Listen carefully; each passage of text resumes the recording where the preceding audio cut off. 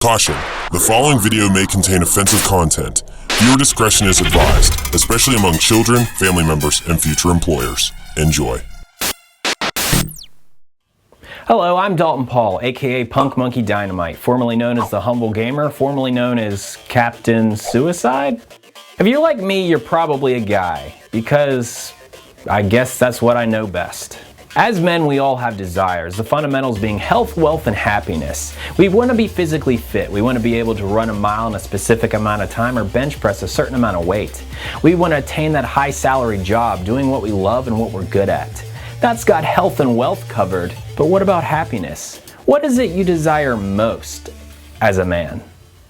Hot chicks and fast cars, yeah boy! Luckily, that itch can be scratched by the PlayStation 1 game Hooters Road Trip. Well, sort of. Hooters Road Trip was developed by Hoplite Research and published by Ubisoft in March 2002. Ooh, that's not a good sign. By then, the PlayStation 2 had been out for almost a year and a half. To compare it another way, it was released the same year as Grand Theft Auto Vice City, as well as Need for Speed Hot Pursuit 2. Also, check out these review scores. Not looking too good. The Hooters slogan is tacky yet unrefined, and as we can see from the opening video, it looks like this ideology is going to be applied to the video game as well. Great. The main menu looks like some middle-aged pervert's basement. Objects sitting on the desk represent different menu items. There are a handful of race types, but Road Trip is the closest thing there is to a campaign mode. You start with 3 cars, each of which has its own set of statistics, which barely affect the gameplay. And are these the names of the cars? Or the drivers? I don't know. The road trip begins by traveling from Fort Lauderdale, Florida to Jacksonville. Whoo boy, the controls are bad. And I mean, they're okay, but the steering is just awful. It's way too sensitive. There were times where I just tried to round a bend in the road and ended up swerving all over the damn place. Look at this, for example. It looks like I'm purposely trying to drive like a maniac when all I did was overcorrect myself after the touchy controls sent me swerving around the track. As for the graphics, what is there to say? Looks like a PS1 racing game. Could they be a little better? Yeah, probably, especially since it was 2002. The difficulty? Other than getting over the atrocious steering, there really is none.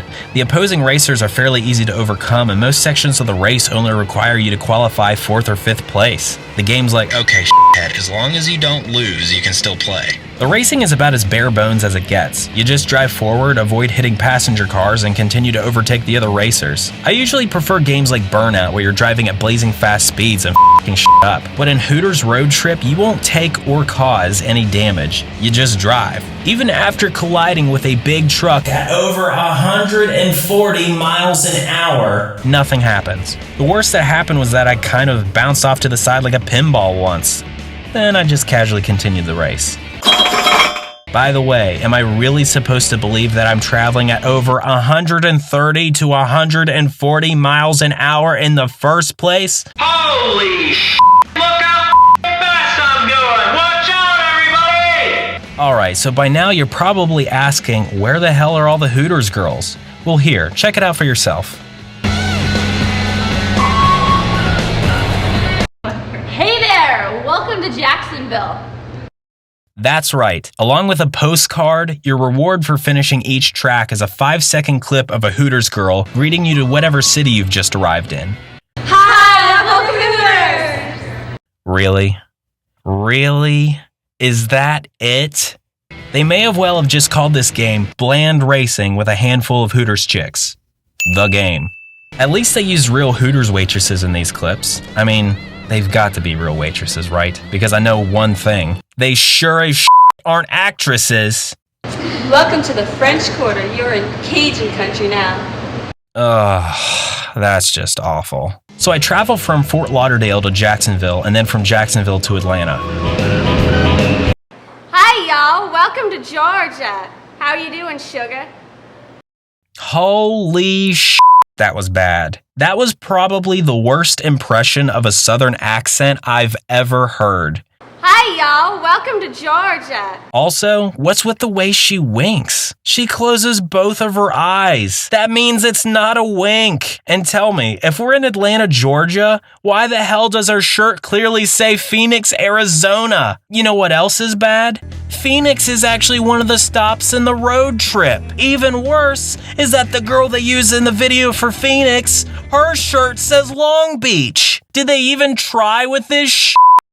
So after reaching Atlanta, I unlocked 2 new cars. Evidently those were the names of the cars earlier, not racers. Then it spits me back out onto the menu screen. Okay, what's the issue? Why can't I finish the road trip?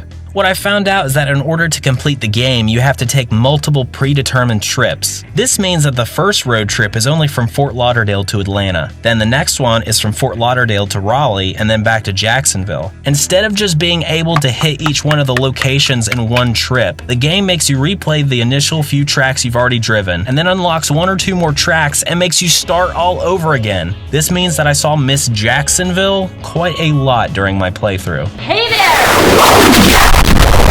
After you've unlocked a car by completing a road trip, it doesn't automatically show up in the car select screen. Before you can race a new car in a road trip, you first have to license it in the test track, which has an incredible introductory video, I might add. Come on, this way to the test track. And the 2002 Academy Award goes to Test Track Girl from Hooters Road Trip. Sorry, Miss Corpus Christi. Maybe next year. Welcome to the Lone Star State. In case you didn't notice, everything here is just plain bigger. Or, never.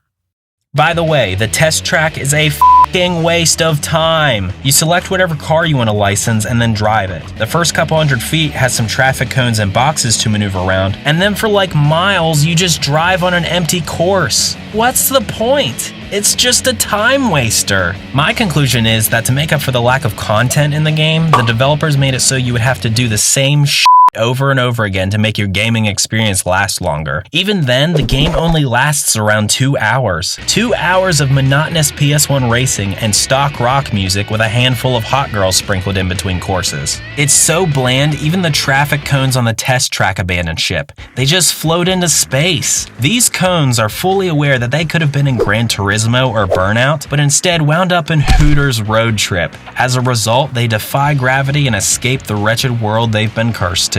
So what is there left to do? Well, finish the road trip, of course. I took it upon myself to drive across the southern United States, visiting Hooters restaurants in 8 different cities, enjoying the company of hot girls and hot wings, unlocking fast cars with made-up names, and restarting the same road trip repeatedly until I can unlock all the tracks.